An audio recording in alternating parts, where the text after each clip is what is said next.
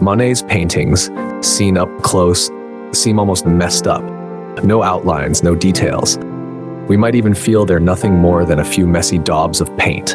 But take 2 steps back, and those chaotic colors begin to breathe. In art theory, this visual effect is called optical mixing. Monet didn't mix colors on a palette. He laid pure hues straight onto the canvas, letting those clashes of color simulate the shimmer of sunlight on petals. In 1873, this method completely overturned the aesthetics of its time.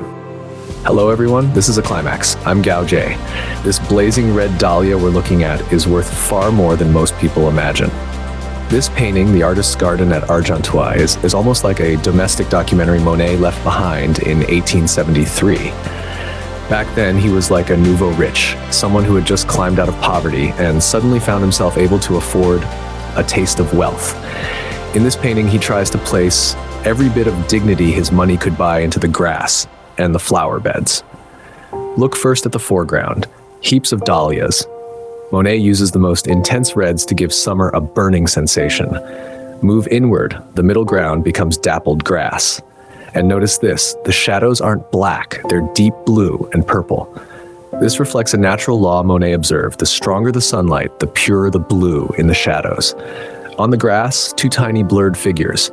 Some say they're Monet's son and a friend. Others believe it's his wife Camille and her child. 2 people quietly enjoying the comfort of this house. In the distance, that small villa was Monet's rented home, and at the time, it came with a very high monthly rent. So the question is, wasn't Monet desperately poor? How could he afford a house like this? 1873 was a rare, almost miraculous moment in his life. The art dealer Duran Ruel bought a large number of his paintings, lifting him out of extreme poverty into what we might today call a high-income life. He earned around 12,000 francs a year. What did that mean back then? An ordinary worker made barely a tenth of that. Monet didn't save. He spent immediately. He rented this house, hired servants, even employed a full-time gardener. This painting was born in that brief, almost extravagant summer. This kind of psychological rebound is something we still see today. After hardship, people want space, comfort, a big house, a better life. We call it overspending, living beyond one's means, or in modern terms, revenge spending. When Monet was poor, he couldn't even afford milk. But once he rose, he needed the finest things to overwrite that memory. After long suppression, people often redefine dignity through consumption. In his early years at Argenteuil, Monet lived in a state of high spending, fast turnover, and almost no savings, a kind of false prosperity. It gave him briefly a perfect environment to create. But at the same time, it planted the seeds of another collapse.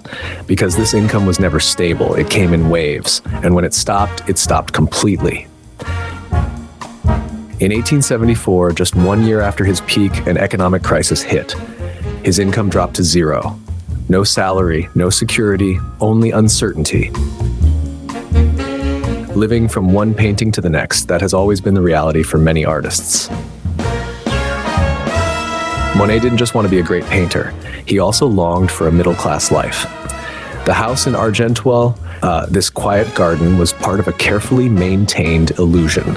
He hired 2 servants, one of them a gardener dedicated entirely to this space. He bought fine seeds, drank expensive wine. His lifestyle was built for an income of 20,000 francs, but he earned less. So even in 1873, his best year, he still had to borrow money to keep going, from friends, including Monet. So yes, financially strained is not an exaggeration. His life here was built on debt and advance payments. He often fell behind on rent.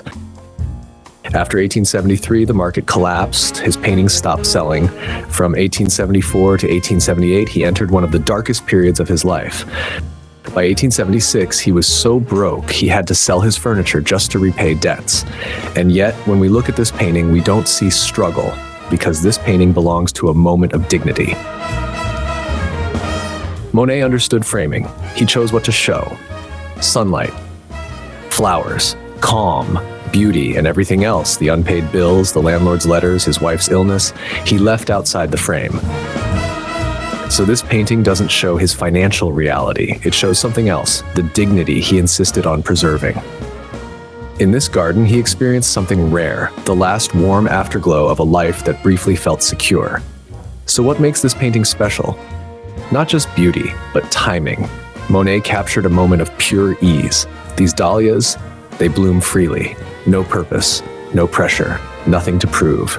And with those broken, flickering brushstrokes, he fixed a single instant of sunlight onto the canvas. As André Malraux once said, art is a territory snatched from death. With his brush, Monet carved out this eternal garden, from debt, from anxiety, from reality. He wasn't showing off wealth, he was defending his dignity. And maybe that's why this painting still resonates, because all of us are tending our own gardens. Sometimes we pretend, sometimes we overspend, but even so, we all have the right, like Monet, no matter how heavy life feels, to hold on to a moment of pure, burning passion. Alain de Botton once wrote, "In the play of light and shadow, we recognize the long-lost calm of our own souls."